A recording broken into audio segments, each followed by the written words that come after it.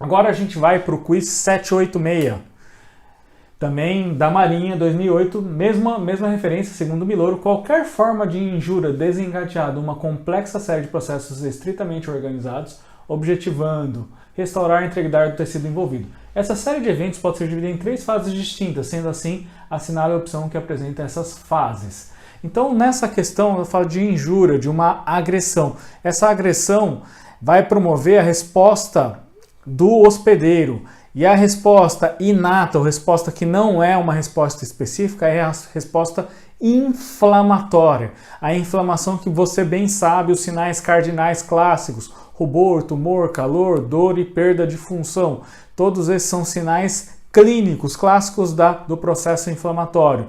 E a resposta inflamatória pode ser subdividida em resposta inflamatória aguda e resposta inflamatória crônica. Ambos os tipos de resposta inflamatória, essa classificação aguda e crônica, acontecem simultaneamente, concomitantemente. Claro que quando a gente pensa nas células predominantes, na resposta aguda é um tipo, por exemplo, neutrófilo. Na resposta crônica é um outro tipo, macrófagos e linfócitos. Mas a resposta inflamatória a gente faz a subdivisão para facilitar didaticamente. E aqui esse autor, o Miloro, está falando desse processo inflamatório. E é claro que muitos autores classificam de formas diferentes. Miloro fez esse tipo de classificação. Vamos para as alternativas para a gente ver se a gente consegue fazer as eliminações. Alternativa A: inflamatória, proliferativa e de remodelação. B: proliferativa, coagulação e inflamação. C: remodelação, reepitelização e granulação. D: granulação, proliferativa e revascularização. E E: inflamação, coagulação e granulação. Num processo inflamatório, o processo de coagulação não é um processo dos mais importantes. Ele não é um processo essencial da resposta imunológica, da resposta contra o agente agressor. Então a coagulação, claro que se houver um rompimento de vasos, uma agressão a vasos, a coagulação vai ser importante. Mas quando a gente pensa na resposta de defesa, a coagulação não é um fator importante. Então as alternativas que têm coagulação a gente elimina. O tecido de granulação, a formação do tecido de granulação, pode fazer parte dessa resposta inflamatória, mas também não é essencial. O tecido de granulação, por exemplo, a gente até falou na aula de processos proliferativos não neoplásicos, que vai formar o granuloma piogênico, que na verdade não é um granuloma, mas um tecido de granulação que faz parte do processo inflamatório. Esse tecido de granulação é um tecido que tem muitas células inflamatórias e também tem muitos vasos sanguíneos neoformados. Então, a alternativa D também a gente eliminaria, né? E a E, então a gente já elimina as 4 alternativas e fica com processo inflamatório, proliferativo e remodelação.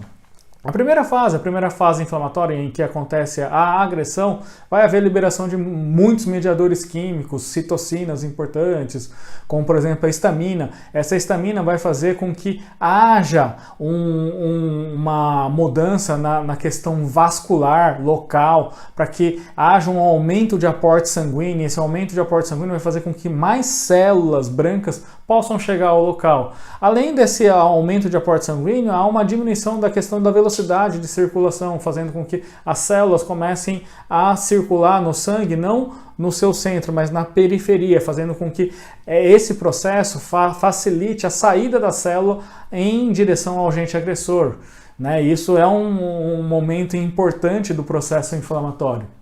Depois vai ser importante essa questão de proliferação, né? Que há uma destruição pelo agente agressor, seja ele biológico, químico ou físico. Esse agente agressor, fazendo uma destruição de células locais, vai fazer com que haja necessidade de proliferação de células semelhantes para promover a remodelação local. Então a resposta correta nessa questão é a alternativa A. Lembrando que muitos autores podem classificar de formas diferentes essas diferentes fases do processo inflamatório. Aqui Miloro fez uma classificação mais sucinta, porque os autores de patologia geral fazem uma classificação muito mais complexa, com muito mais fases e muito mais eventos. E aqui a gente eliminou as alternativas, por exemplo, coagulação, porque não é um fator importante. Pode ser importante, dependendo do fator de agressão que promoveu danos vasculares, por exemplo. O tecido de granulação nem sempre é formado, depende do tamanho do processo, da agressão também, do tamanho de quanto tempo essa agressão perdura. Então, todas essas fases de coagulação, granulação, não são essenciais em todos os processos ou todas as respostas inflamatórias, por isso essas alternativas também não estão corretas. Claro que não é uma pergunta simples, né? É uma pergunta com uma complexidade já maior, e isso é a roupagem geralmente das provas da Marinha, questões mais complexas, como a gente já falou no início ou na introdução desse nosso quiz de semana 17. Agora o quiz 787.